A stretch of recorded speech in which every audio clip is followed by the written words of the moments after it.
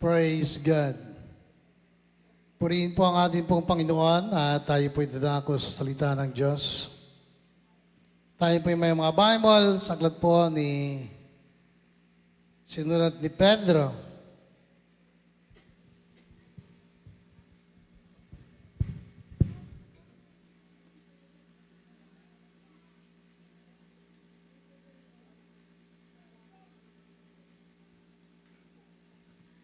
First Peter chapter 1.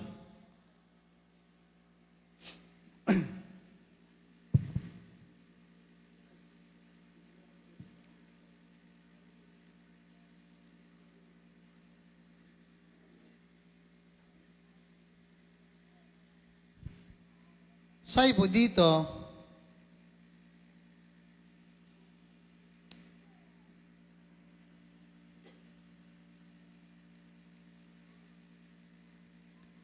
sa verse 1 hanggang sa verse 7, Peter, an apostle of Jesus Christ, to God's elect,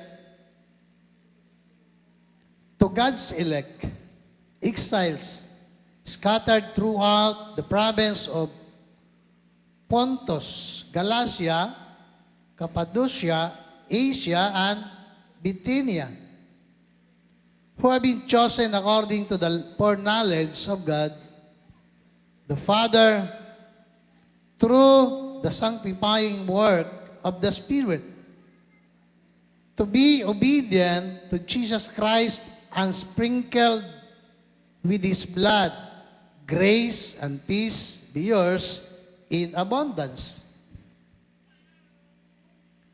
Praise be to God and the Father of the Lord Jesus Christ. In His great mercy, He has given us new birth into a living hope through the resurrection of Jesus Christ from the dead, and into an inheritance that can never perish, spoil, or fade. This inheritance is kept in heaven for you, who through faith are shielded by God's power until the coming of the salvation that is ready to be revealed in the last time. In all this, you greatly rejoice, through, though now for a little while you may have had to suffer grief in all kinds of trials. These have come to the power, so that the proven genuineness of your faith, of greater worth than gold, which perishes, even though refined by fire, may result in praise, glory, and honor when Jesus Christ is revealed. Amen. Hallelujah. Pinagpala ng ating pong Panginoon ang salita niya na ating nabasa ngayong umaga. Hallelujah.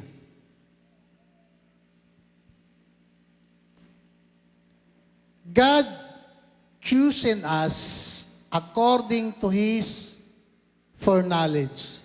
Amen. Pinili ka ng ating Panginoon batay sa kaalaman ng Diyos.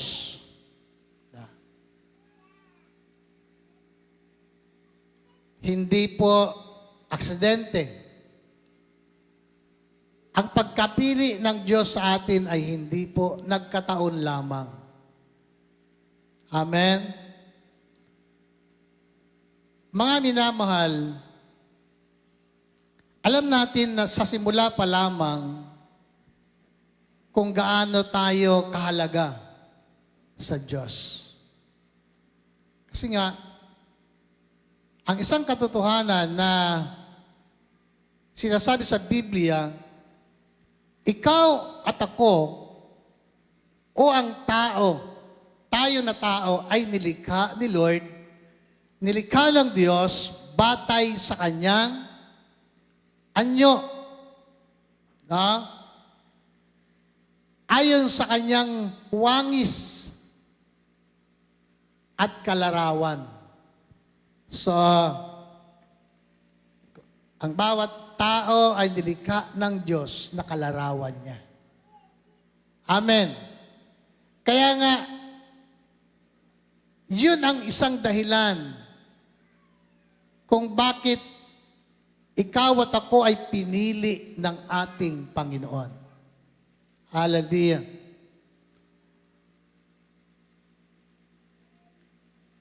Naisip ba natin, mga minamahal, lagi yung sinasabi ng Bible na marami ang tinawag, ngunit kakaunti ang pinili. Sumagi ba sa kaisipan natin at nagtanong ba tayo, ako kaya isa sa mga pinili? Kasi kung pinili ako ng Diyos,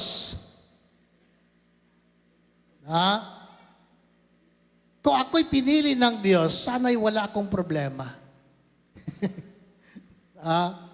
Kung ako'y pinili ng Diyos at mahalaga sa Kanya, sana masaya ang buhay ko.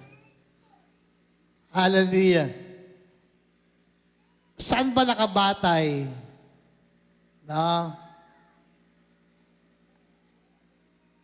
Ang pagpili ng atin pong Panginoon. Nakabatay ba yan? Nakadepende ba sa ating pakiramdam? Nakadepende ba yan sa ating sitwasyon?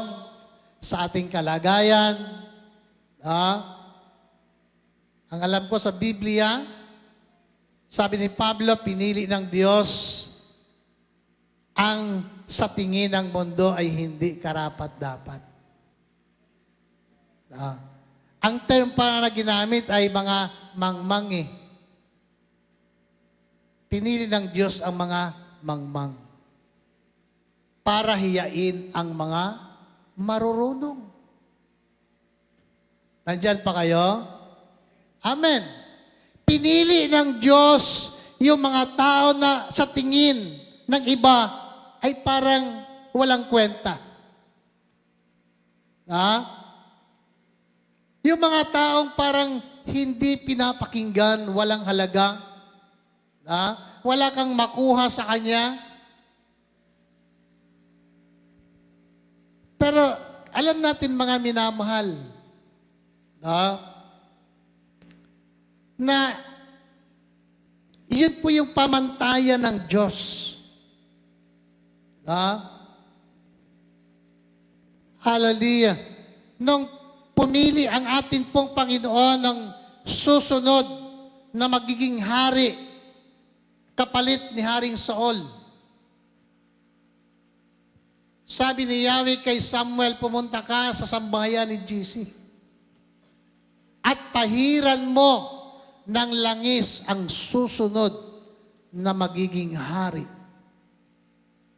Hallelujah. Kaya si Samuel ay pumaroon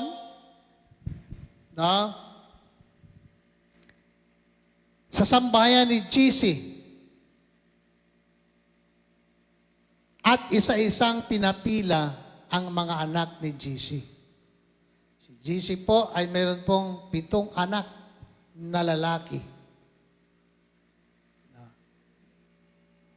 At isa-isa, mula sa panganay, sa pangalawa, pangatlo, pang-4, pang-5, pang-6. So, tinignan niya, yung panganay, ang sabi ni Samuel, ito na. Kita niya ay magandang lalaki, matipuno. Parang karapat-dapat, sanay sa pakikipaglaban. Karapat-dapat na maging hari. So, sino si Samuel? Si Samuel po ay isang propeta. Isang tao na pinili ng ating Panginoon. Hallelujah. Mula pa nung siya ay bagong panganak. Di ba? Nung ipanganak ni Ana, dinala na sa templo. At doon na tumira. Na ang saserdote nung panahong yon ay si Eli. Si Eli. Kaya, bata pa lang, nandun na siya sa templo. Kasi pangako yun eh. Ipinangako ni Hana, na kung siya ay bigyan ng anak, ibibigay niya kay Yahweh. Kaya, kung gusto natin na tayo po'y i-bless ni Lord, mangako ka kay Lord. Amen? Lord, gusto ko, kung ikaw ay binata, kung ang panalangin mo gusto mo magkaasawa, pero mangako ka kay Lord na mamahalin mo siya habang buhay. Nandyan pa kayo? Nandyan pa kayo? Wala sa Bible yun, Ang pangako ni Ana, kung siya ay pagkakalooban ng anak, kasi sa makataong kaisipan, wala nang tsansa, wala na siyang pag-asa na magkaanak. Ang isang pag-asa na lamang niya, si Lord. Amen. Amen. Kaya, ang isang taong wala ng pag-asa, kay Lord mayroon. Amen? Si Hana ay may pag-asa sa Diyos. Kaya, ang nakita niya, ibabalik niya sa Diyos. Kung siya ibibigyan ng anak, ibibigyan niya kay Lord. Nagkaroon nga si Samuel. So, pagdating ni Samuel doon, nakita niya yung panganay, tinignan niya mula ulo hanggang talampakan. Pwede ito. Pero sinabi ng Diyos sa kanya, huwag mong tingnan sa panlabas. Yan din ang pangalawa, pangatlo, hanggang sa ika-6. Ang batayan, yung criteria na mayroon si Samuel, panlabas. Kita niya. Totoo naman, yung mga anak ni GC, mga kawal yun eh. Sanay sa laban. Hallelujah. Pero hindi tinitingnan ng Diyos yung kapasidad na mayroon ng tao. Kung ano yung skill niya, yung kakayanan niya. Kasi pwedeng gamitin ng Diyos batay sa kakayanan ng tao, pero nagbabago yun eh. Pagdating ng araw, pagdating ng panahon, nagbabago ang tao. Hallelujah. Kaya sinabi ni Yahweh kay Samuel, huwag mong tingnan sa panlabas na kalagayan ang tao. Si Yahweh ay nakatingin sa puso. Kaya sabi ni Samuel, wala ka na bang anak? Sabi niya, naubos na yung 6. Kaya ang tanong ni Samuel, may wala ka na bang anak? Ay, mayroon pa, nandun sa parang. Nagpapastol ng aking kawan. Hallelujah. Kaya, sabi Samuel, tawagin. So, pinatawag ang bunsong anak ni GC. Ang pangalan niya ay si David. Hallelujah. Biro mo, 6 yung pinalihira, sa harapan ni Samuel. Wala sa kanila ang napili ng Diyos. Ang pinili ng Diyos nandoon sa parang. Nandoon kasama ang mga tupa. Araw-araw nagpapastol.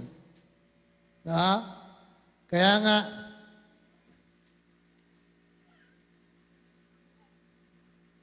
ang isa sa mga pinili ng Diyos ay ang isang taong may puso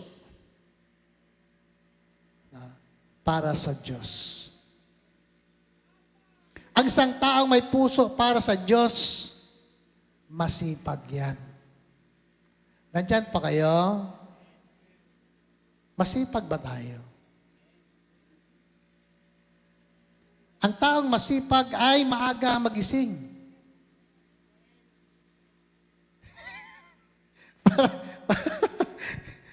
Hallelujah. Di ba sabi sa Facebook, yung mga video clip na napapanood natin, saan AI pa nga ang ginagamit para palalaanan tayo. Yung mga bata, ang batang masipag, sabi ng AI, ay dapat maagang magising. Tanong, maaga ba kayo magising? Pag nagising ang ating mga anak ng sikat ng araw, hallelujah, isa sa mga ebidensya ng katamaran, tanghali na kung gumising. Nandiyan pa kayo? Bakit? Ano ang importansya sa maagang nagigising? Sa spiritual na kalagayan natin. Kasi nga, hindi lang tayo nabubuhay physically, spiritually, buhay tayo. Amen? Dapat nakikita natin ang ating kalagayan, hindi lang sa literal. Maging sa spiritual, dapat makita din natin ang ating kalagayan bilang anak ng Diyos. So bilang mga mananampalataya, dapat gumising tayo ng maaga, physically. Bakit? Nagre-reflect yan sa ating spiritual na buhay. Bakit? Ang Diyos ay nagpapaulan ng mana tuwing madaling araw. At ang katotohanan, pag tanghali ka na magising, sumikat ng araw, tunaw na ang mana. May mapulot ka pa kaya? Kaya kung gusto natin mabago ang ating buhay at kalagayan, magising tayo ng maaga. Amen? Baka mas maaga pa yung mga unbeliever kaysa sa atin. Totoo yan. Yung mga negosyante, ang kaisipan ay negosyo lagi. Maaga kung gumising yan. Kung maaari lang nga, parang ayaw na matulog eh. Hallelujah. Ngayon, makita po natin mga minamahal. Ang tanong, nagkamali ba ang Diyos sa pagpili sa atin? Sa palagay ko, hindi. Amen. Kung ang Biblia ang ating batayan, si Lord hindi nagkamali na piliin ka. Hallelujah. Kasi, totoo mga minamahal, maraming tinawag. Marami ang nakarinig at marami ang nag-respond sa tawag ng Diyos. Alam niyo sa literal nga Halimbawa, ito, mga camping. Pag mga camping, mayroon tinatawag sa amin nung araw na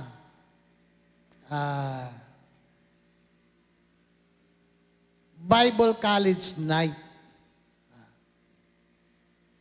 Sa camping.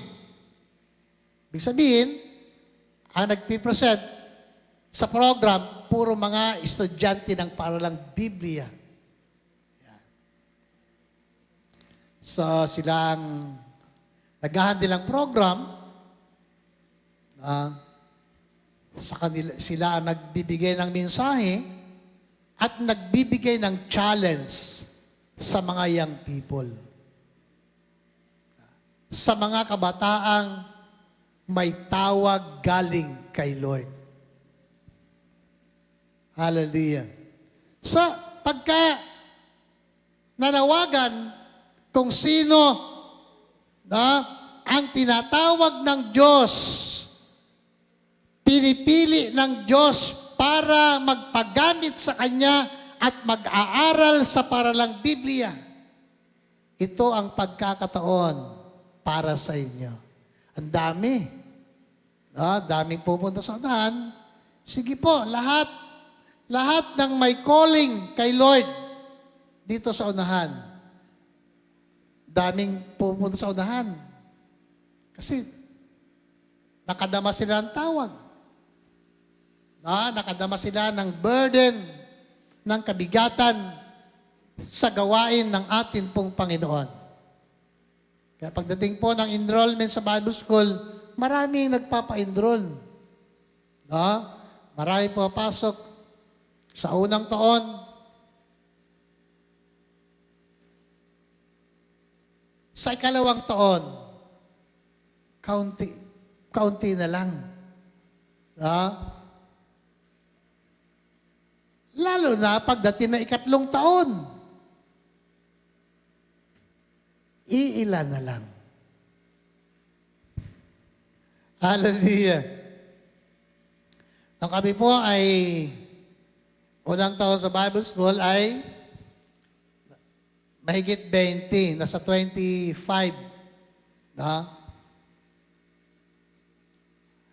Nung kami ay nakatatlong taon na, naging 12 disciple na lang. 12 na lang kami. So marami po nag-back out. Kasi nga, siyempre, hindi madali. Sa Bible School, bawal ang mag-boyfriend. Bawal magligawan doon. Nang nakikita siguro. Ay ngayon, maganda mag-asa parang Biblia. Bakit? Madali ka magka-boyfriend, madali ka magka-girlfriend. Bakit? Through text lang eh. No? Through messenger lang. Pwede na kayo magligawan. Hindi naman alam ng mga professor sa Bible School yun eh. Pero alam ni Lord. Nandyan pa kayo? Ay, nung araw, wala namang mga cellphone eh. Sulat-sulat. Love letter. Hallelujah.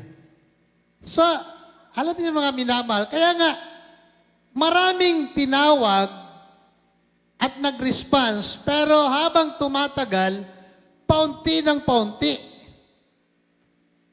Kaya, yung sinasabi sa Bible, maraming tinawag, ngunit kakaunti ang pinili. Ngayon, sa atin, ikaw at ako ay isa sa mga pinili. Amen? So, tingnan natin ang ating sarili bilang isa sa mga pinili. Ibig sabihin, mahalaga ka kay Lord. Amen? Mahalaga ka. Napaka-importante mo. Napaka-special mo sa Diyos. Bakit? Isa ka sa pinili.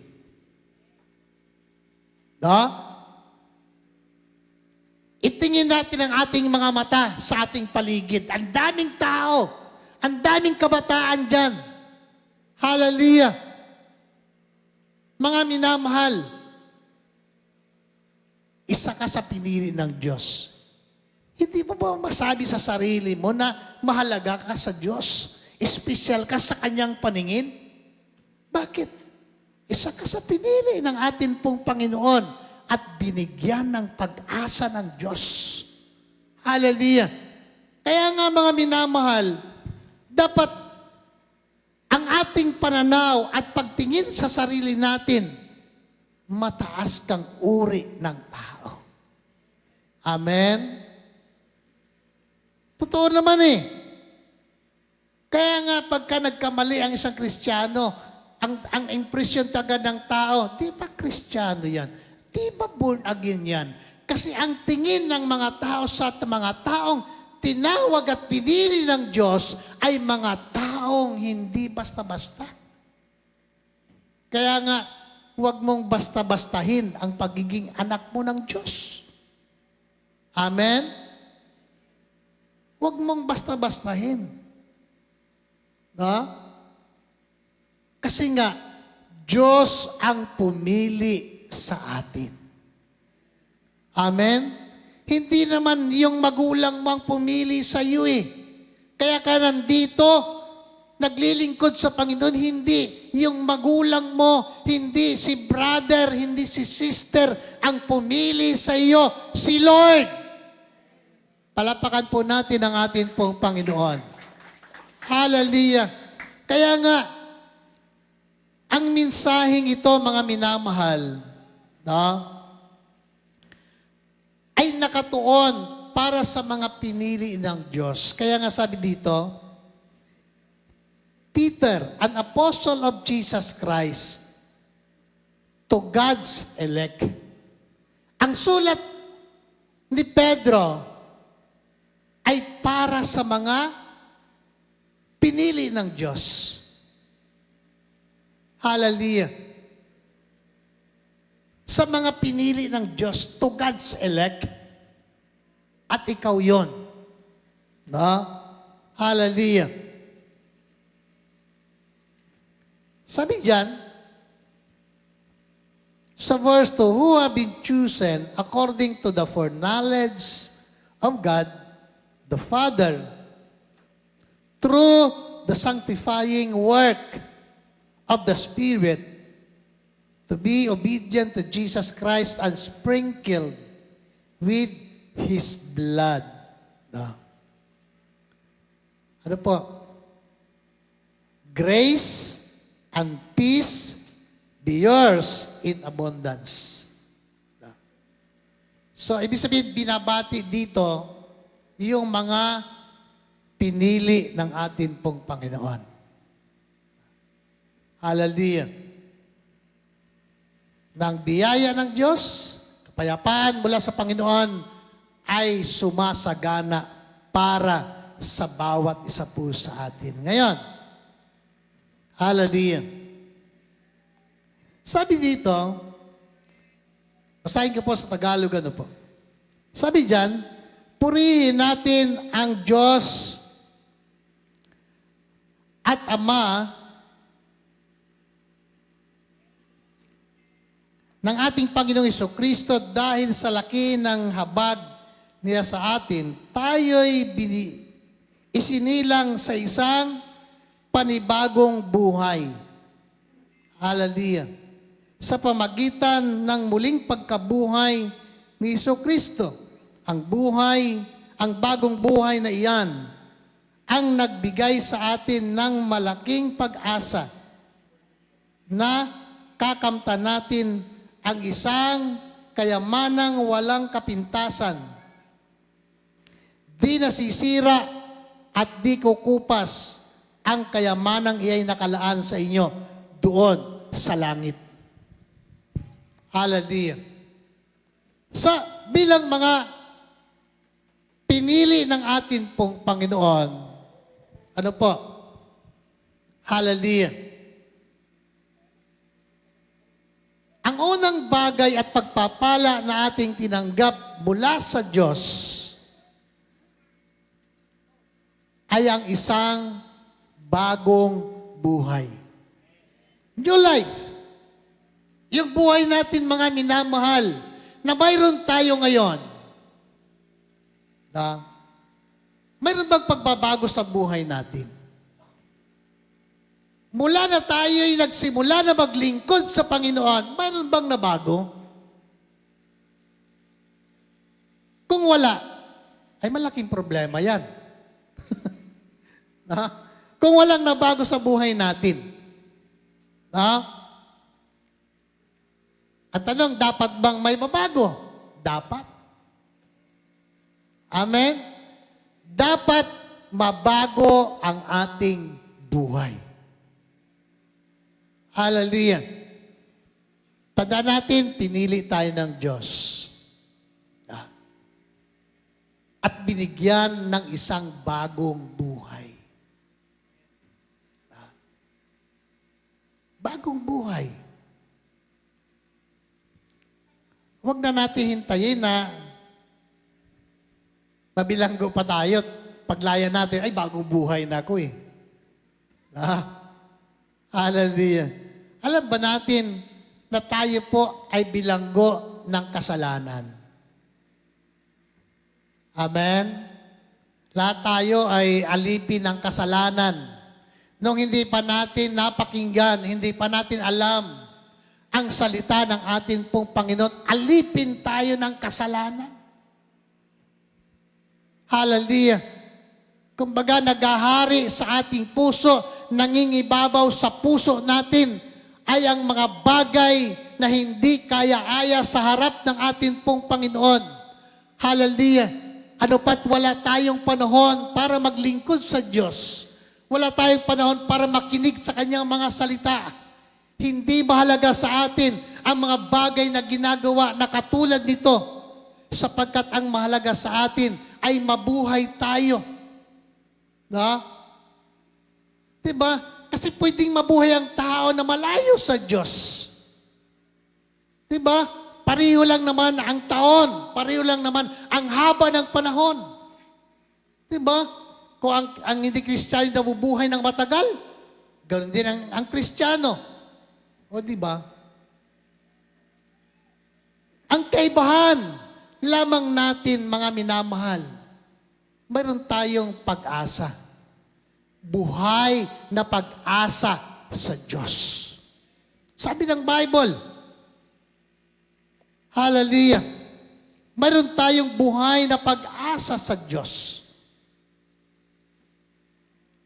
Siyempre, bagong buhay mayroon tayo. Kaya nga, ang kaloob ng ating pong Panginoon para sa atin ay buhay na pag-asa. Sabi po dyan, hallelujah.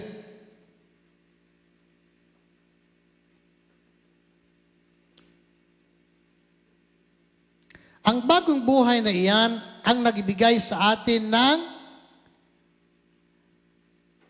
malaking pag-asa. Ano po yung pag-asa?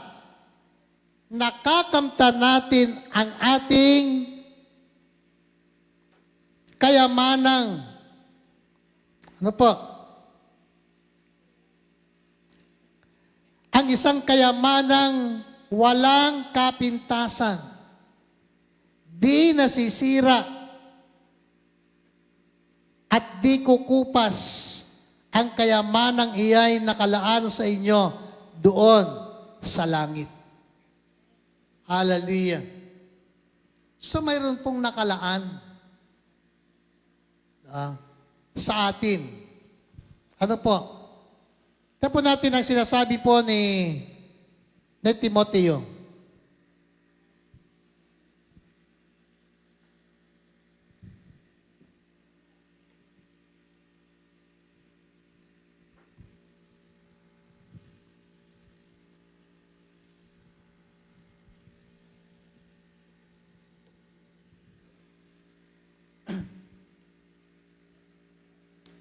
Sa 2 Timothy, chapter 4, verse 7, sabi po dyan, puspusan akong lumaban sa paligsahan. Natapos ko ang dapat kong takbuhin, nanatili akong tapat sa pananampalataya. Kakamtan ko na ang korona ng pagtatagumpay. Hallelujah.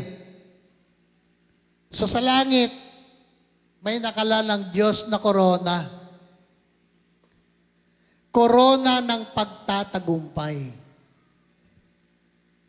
Ano po? Sabi po dito, at sa araw na iyon, ang Panginoon na siyang makatarungang hukom ang magpuputong sa akin ng korona, hindi lamang sa akin, kundi sa lahat ng nananabik sa muli niyang pagparito. Hallelujah. Mga minamahal, korona ng pagtatagumpay. Sa langit po yun, may nakalaan para sa atin. Diba? Di ba natin naisip dati ang panahon sa ating pagharap sa Diyos, kukoronahan ka ng Diyos. Amen? Kaya nga, no, mahalaga na sa ating paglilingkod sa atin pong Panginoon at sa buhay na ipinagkatiwala ng atin pong Panginoon, yung buhay na yan, bagong buhay na kaloob ng atin pong Panginoon na binago ng kanyang kapangyarihan. Yan yung buhay na taglay natin na born again. Amen? Kaya nga ang tao, mahalaga yung kapanganakang muli sa Panginoon. Amen? No? Hindi lang tayo basta tinawag ng atin pong Panginoon para maging Kristiyano. Tinawag tayo para baguhin ang ating buong pagkatao ng atin pong Panginoon.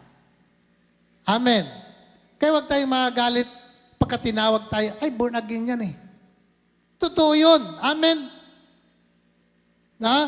Pero dapat na makita sa ating buhay at pamumuhay ang pagiging born again. Mahalaga ba ang pagiging born again sa buhay natin? Amen?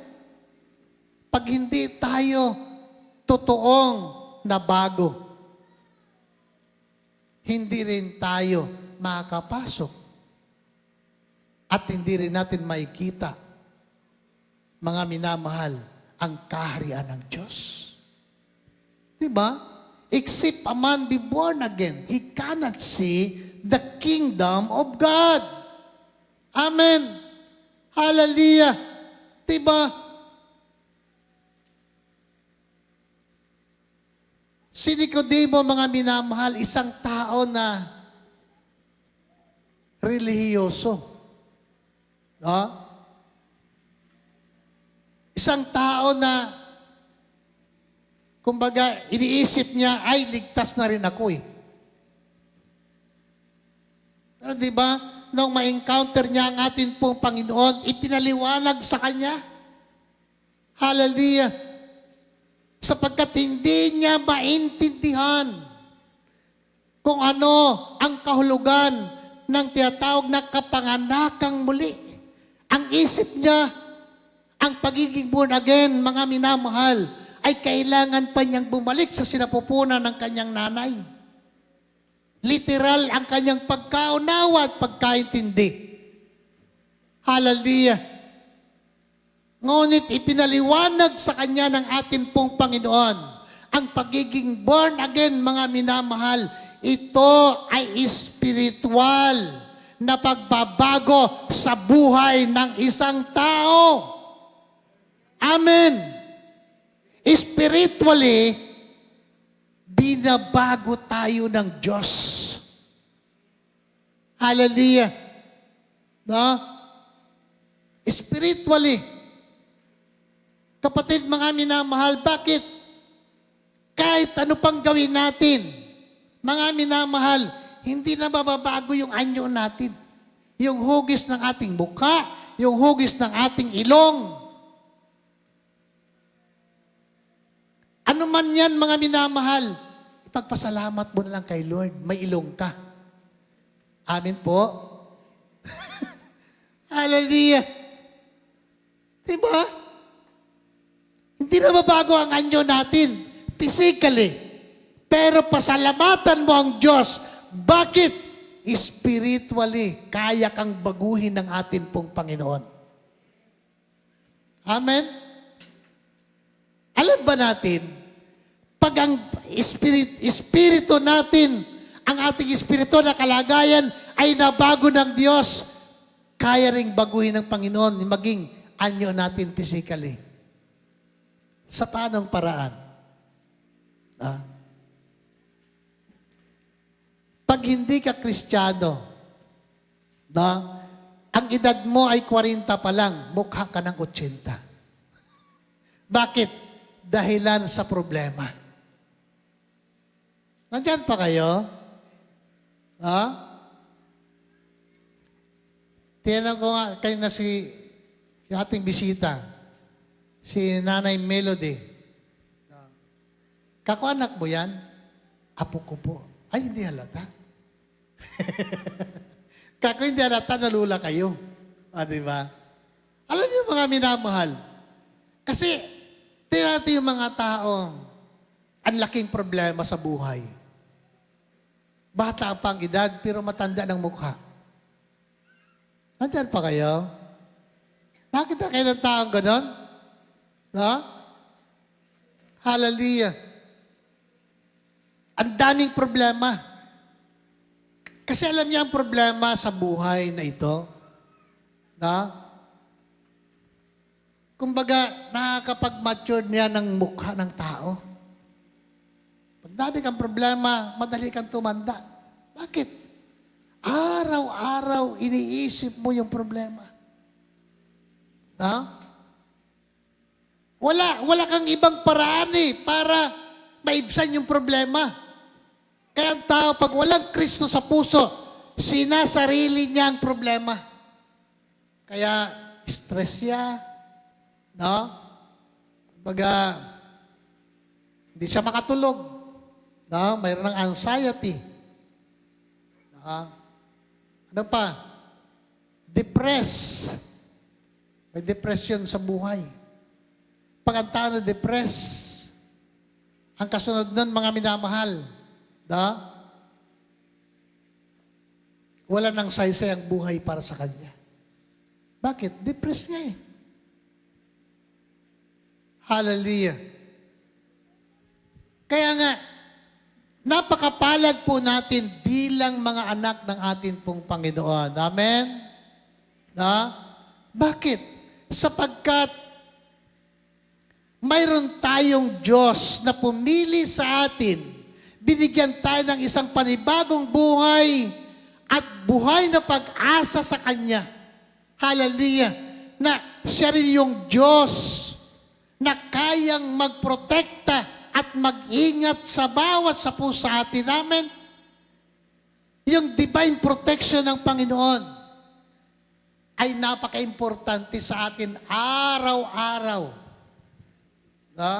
Ano sabi ng Bible? Yamang sumasampalataya kayo, iingatan kayo ng Diyos habang kayo'y nabubuhay.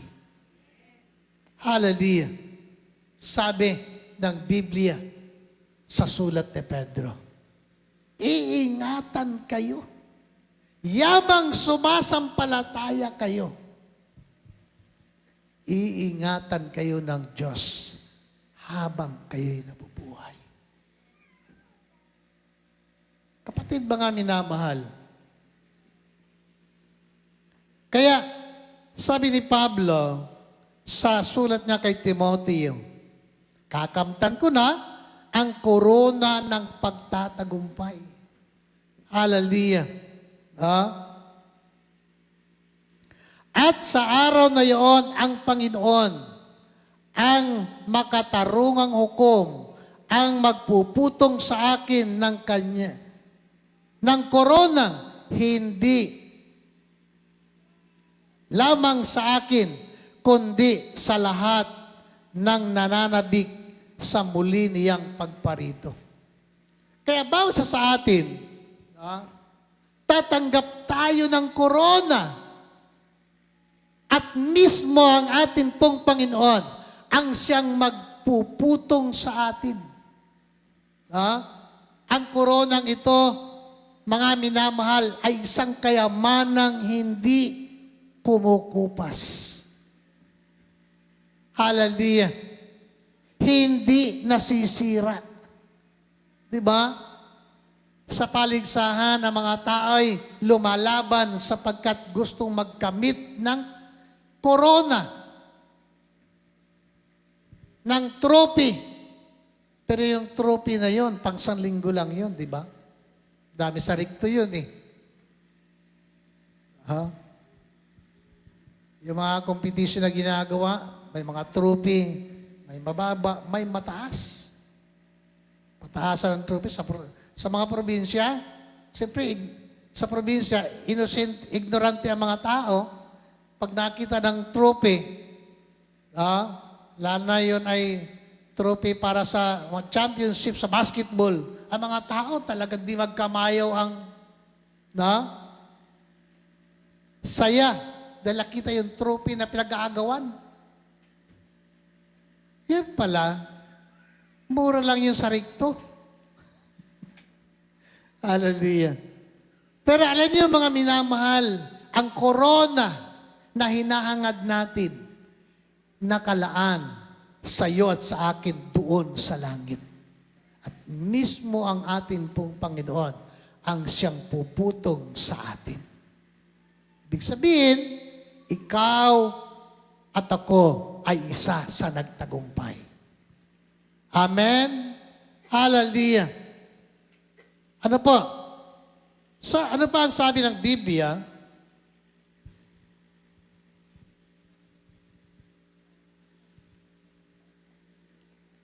Sabi po dito,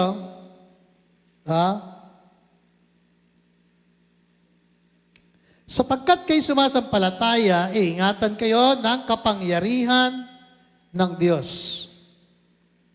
Samantala hinihintay ninyo ang kaligtasang nakalaan, ihayag sa katapusan ng panahon, ito'y dapat ninyong ikagalak. Bagamat maaring magdanas muna kayo ng iba't ibang pagsubok sa loob ng maikling panahon. Ang ginto na nasisira ay pinararaan sa apoy upang malaman kung talagang dalisay. Gayon din, hallelujah. Gayon din ang inyong pananampalataya. Hallelujah.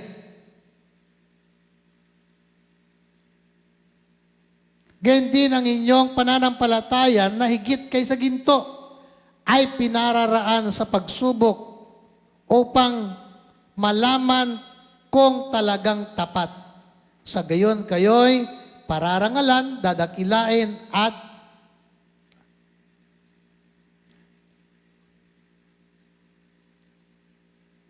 papupurihan, dadakilain at pararangalan sa araw na mahayag si Jesucristo. Hallelujah. So bilang mga pinili ng atin pong Panginoon, hindi lamang tayo binigyan ng buhay, bagong buhay, at pag-asa ng atin pong Panginoon, hindi lamang tayo iingatan ng Diyos habang tayo nabubuhay bilang mga mananampalataya. Kapatid, mga minamahal, ang mahalaga po dito, sabi ng Biblia, na tayo po ay magtatagumpay sa lahat ng uri ng pagsubok. Amen? Hallelujah. Sa ipo ni Santiago, sa kabanatang 1, talatang 12, mapalad ang isang tao na natiling tapat sa kabila ng maraming mga pagsubok. Sapagkat matapos silang subukin, tatanggap sila ng putong. Anong putong? Putong ng buhay. Crown of life. Hallelujah. Kapatid, mga minamahal, bukod sa korona ng pagtatagumpay, korona ng buhay. Hallelujah. Pero, kailangan mong pagdaanan ang maraming pagsubok. Hallelujah. At ang mga pagsubok sa buhay na mayroon tayo, kapatid, ito ay apoy na kung saan doon sinusubok ang ginto. Ang pananampalataya na mayroon ka ay ang katulad nito'y ginto. Amen? Ingatan mo ang iyong pananampalataya. Ginto yan eh. Nandiyan pa kayo? Paano natin pahalagahan yung relationship natin kay Lord, yung pananampalataya mo sa Kanya? Ito ba'y katulad ng pag-iingat natin ng mga ginto o hiyas na mayroon tayo? Diba? Pag may ginto ka, saan mo nilalagay? Inilalagay mo sa isang safe na lalagyan. Bakit? Ginto yan eh. Sino dito ang pinamanahan ng ginto ng kanilang magulang, tas ng kamay? Ay wala. Si Pastora may ginto yan, na hikaw. Yun daw ay pamana ng kanyang lula sa kanyang nanay. 3 silang magkapatid, puro babae, sa kanya ibinigay ni nanay.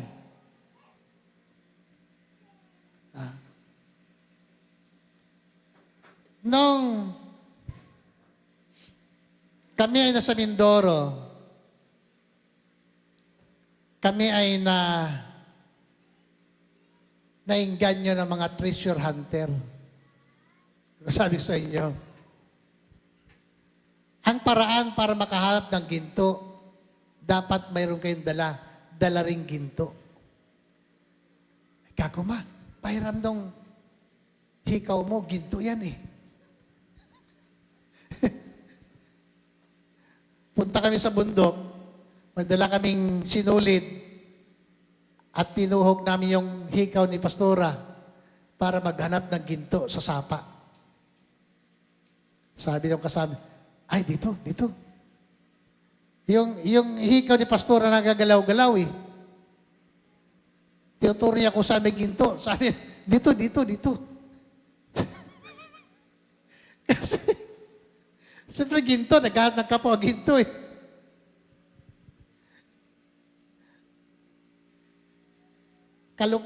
Kalukuhan pala yun. Sa paghangad naming yumama ng madali, punta kami sa bundok, maghanap ng ginto, dala kami mga palat, barita, kasama yung mga membro din namin. Hallelujah.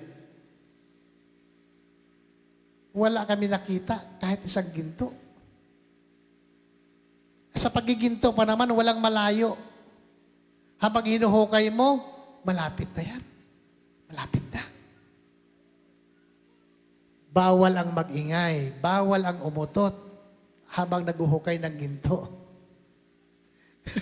Hallelujah. Ewan ko hanggang ngayon kung may mga kapatid namin kung naghahanap pa ng ginto. Kapatid ko, sumunod sa akin, buntik na natabunan ng lupa, kahanap ng ginto. Pero alis ng bahay, punta doon sa bundok, sisilip namin sa bundok, maliwanag, may mga flashlight. Talagang, pag uwi ng umaga, yung kapatid ko, tulala eh. Oh, bakit ako?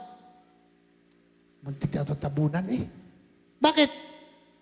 Gumuho ang lupa. Hay! Pag uwi niya, may pitas ako. May lamang lupa. Pinapasinagan ko sa araw, kumikintab nga. May ginto nga. Kahabol nila doon sa kumikintab na lupa. Muntik na siyang mamatay. Hanggang ngayon, sa awa ni Lord hanggang ngayon, nandun sa amin sa Romblon, nagiginto pa rin. Hindi na nakapag-asawa kaharap ng ginto Hindi asawa ang priority sa buhay, ginto. Kaya kung makakuha yun, at kami nawala sa Montalban, ibig sabihin may ginto na kami. Hallelujah. Kalukuhan yan mga kapatid. Sa langit, ang daming ginto. Amen? Kaya nga, kung maghahanap ka ng ginto sa lupa, kalukuhan yan.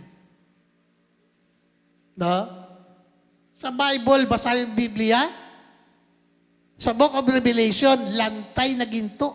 Ang lalakaran ng mga born again sa langit. Palapakan natin ang ating pong Panginoon. Hallelujah! No?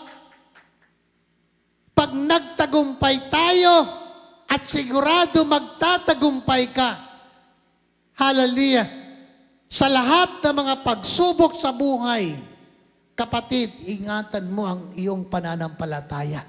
Ginto yan. Amen? Hindi mo na kailangang maghukay ng ginto. Kapatid, mga minamahal, sabi ng Bible, ang ginto nasisira. Kaya nga, dinadaan sa apoy para maging purong ginto. Ang malungkot lang yung kay pastorang ginto, nawala. No? Nawala yung isa, aywan ko, si ate nakawala Kaya, obligado siyang bumili ng ginto para kay mama, kapalit. Nawala na yon sa Mindoro. Nakita uli. May espiritu siguro yon. No?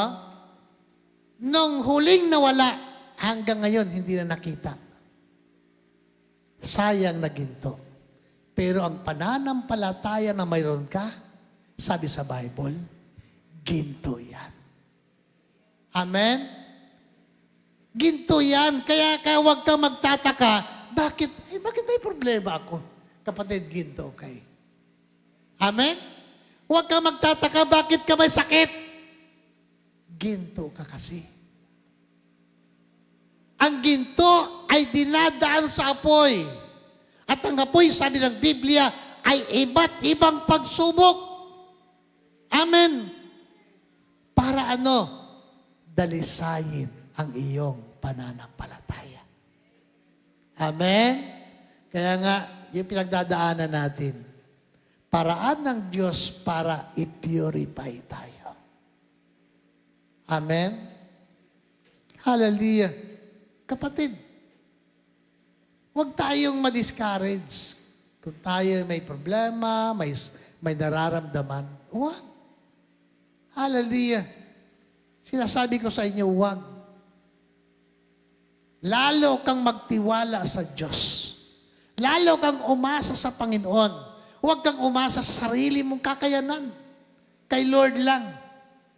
Amen. Hallelujah. Kasi nga, yung pananampalataya na mayroon tayo, idadaan ng Diyos yan sa apoy ng mga pagsubok. Para tayo po ay i-purify ng ating Panginoon. Matapos na tayo po ay magtagumpay, sabi ng Bible, tatanggap tayo ng putong ng buhay. Palakpakan natin ang ating pong Panginoon. Putong ng buhay. Hallelujah. Ibig sabihin, mga minamahal, na lilipas lahat ng mga pagsubok sa buhay natin. Lilipas yan.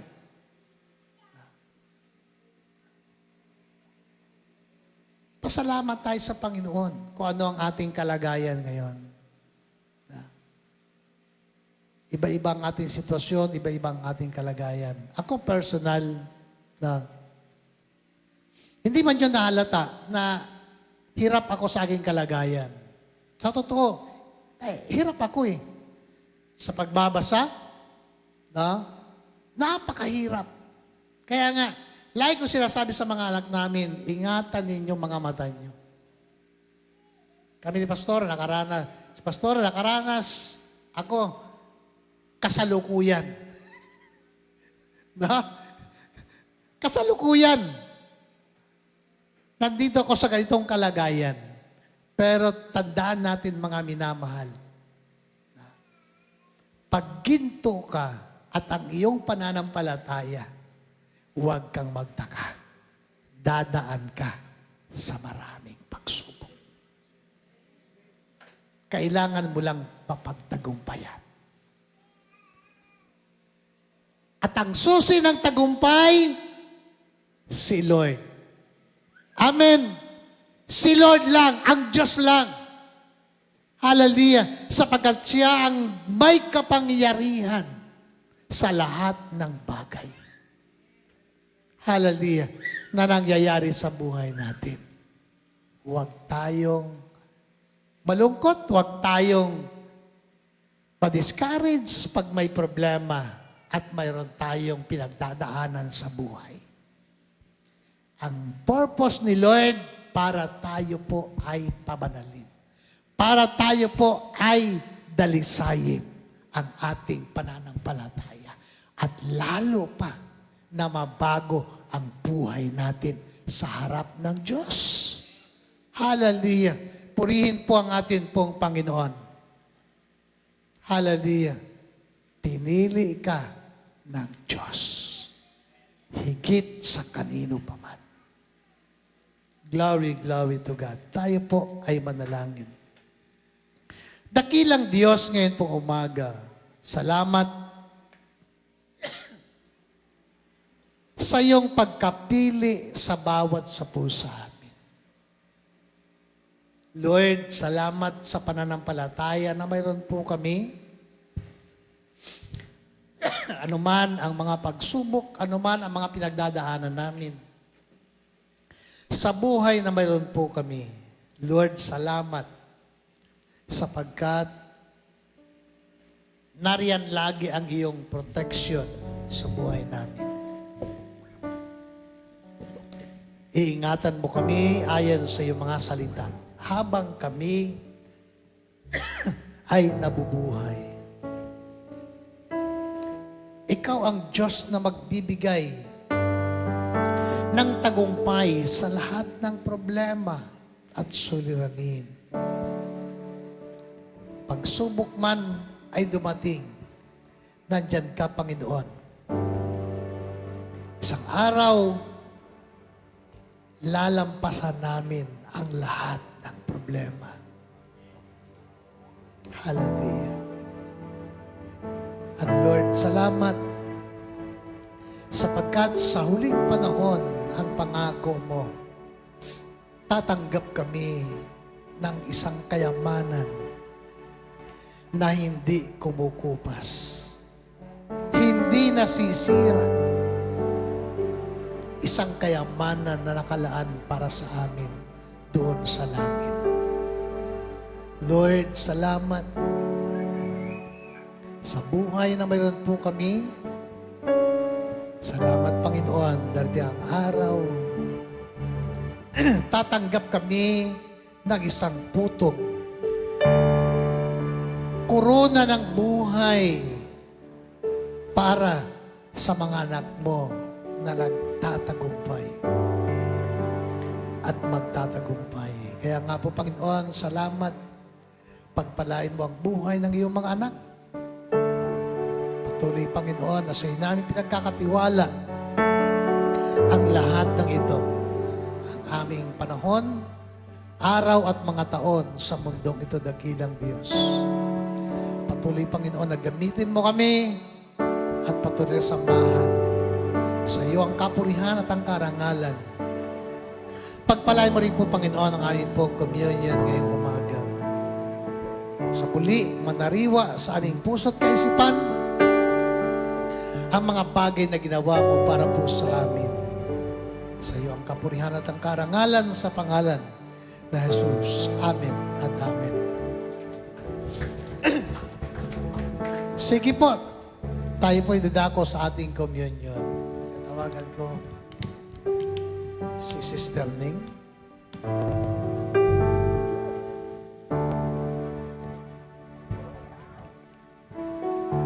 Tawagan si Brother Nat.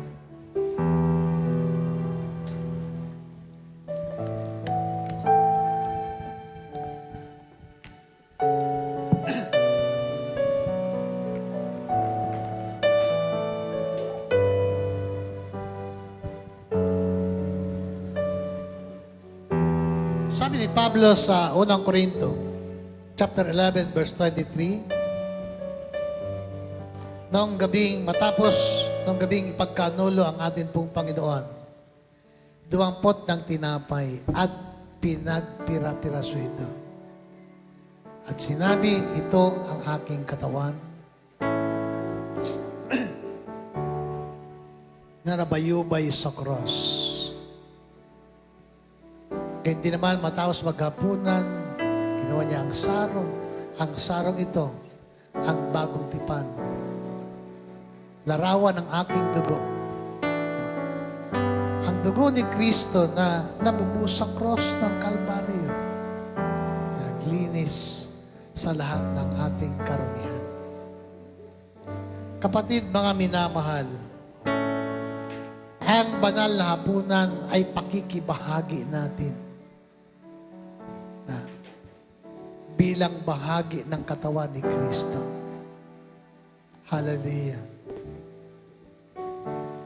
Katawan ng ating pong Panginoon na nabayubay, naghirap, na nagdanas ng lahat ng sakit. Sabi ng Bible, pinagpira-piraso niya. Hallelujah. Ibig sabihin, ang tinapay ay galing sa isang katawan. Isang tinapay na simbolo ng katawan ni Kristo. Pinagpira-piraso. So, ibig sabihin, yung pira-piraso yun yung bahagi natin. Bilang katawan, bahagi ng katawan ni Kristo. Kaya nga, sa body of Christ, sa katawan ni Kristo, bawat isa ay mahalaga. Bawat isa ay may parte. Bawat isa ay may ministry. Amen? Kung ikaw ay bahagi ng isang tinapay at isang katawan ni Kristo, mayroon kang parte sa ministry ng Diyos dito sa lupa. Hallelujah. So, bawat isang tumanggap sa Panginoon ay may karapatang makibahagi sa tinapay at sa saro, simbolo ng dugo ng ating pong Panginoon. Ngayong umaga.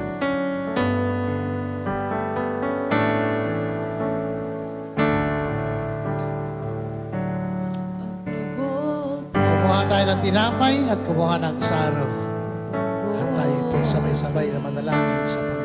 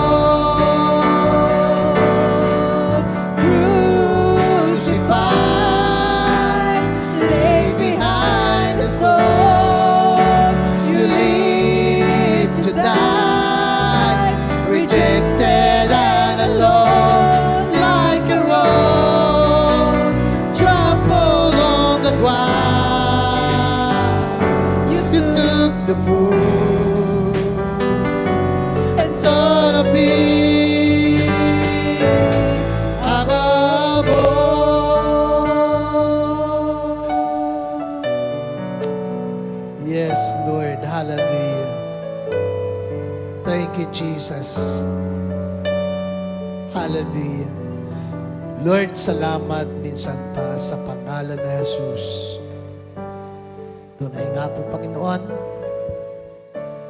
na Ikaw ay naghandog ng buhay upang kami ay muling mabuhay sa isang buhay na pag-asa.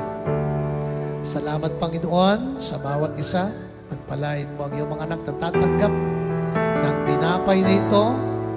Ito, Panginoon, ay magbigay at magsilbing inspirasyon habang kami ay nabubuhay. Kami ay bahagi ng iyong katawan na nabayubay doon sa cross ng Kalbaryo. Salamat po sa pangalan ni Jesus. Amen at amen.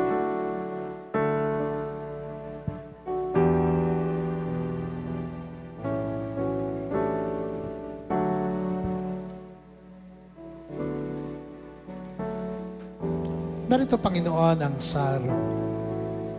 Simbolo na yung banal na dugo na nabubuhos sa cross ng Kalbaryo. Lord, salamat.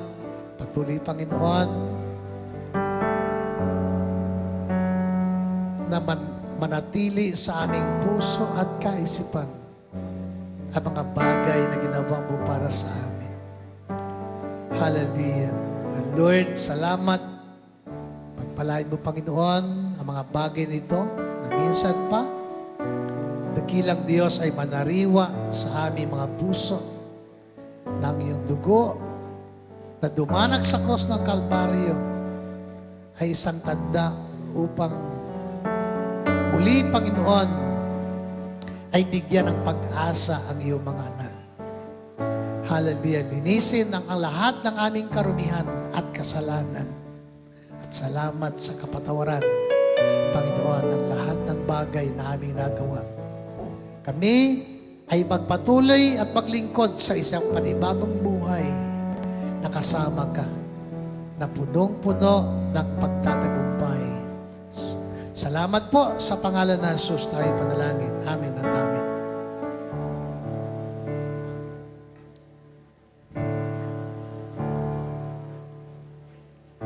Hallelujah.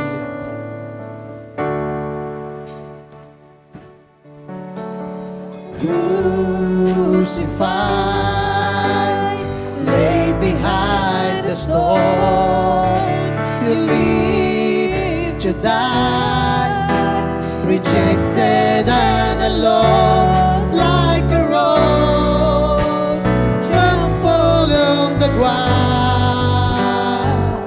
You took the food and taught of me above all. Crucified, lay behind the stone. You lived to die, rejected and alone, like a rose trampled on the ground. You took the food and taught of me above all, like a rose trampled on the ground. You took the food and taught of me above all. Hallelujah. Lord, salamat. Minsan pa, Panginoon, sa iyo namin, ipinagkakatiwala ang aming mga buhay. Ingatan po kami, pagpalain ang lahat ng aming gagawin. Sa iyo ang kapurihan, ang karangalan at ang kaluwalhatian sa pangalan ng Jesus. Amen and amen.